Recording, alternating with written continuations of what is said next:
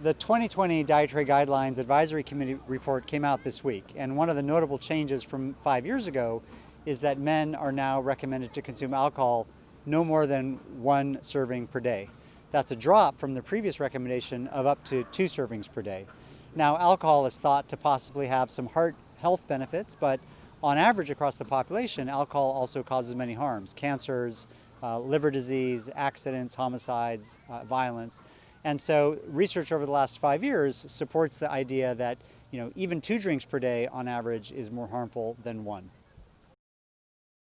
In thinking about the new recommendations that men should consume alcohol no more than 1 drink per day, one of the questions people ask is, well, what's a drink, right? And so, it's important to know what an average drink is. An average drink is about half a glass of wine, or 1 shot of liquor, or a can of beer. And so, one of these 20, 30 ounces of beer is not 1 drink. Another question people commonly ask is, well, if it's 1 drink per day, that means I can wait and then have 7 drinks on Friday. That's also not true. The pattern is also very important, and so it's really up to 1 drink per day. One of the common misunderstandings of the dietary guidelines is that when they recommend that men and women drink no more than 1 serving of alcohol per day, they're not recommending that people drink alcohol per day. And so if people don't drink, that's fine. It's really, if you do drink, to drink in moderation.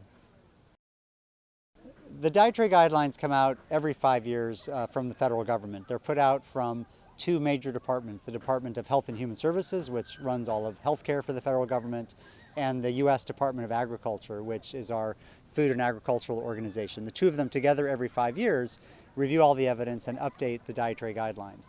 The starting point is an objective scientific review by an organization of scientists, and that committee's report is what just came out this week.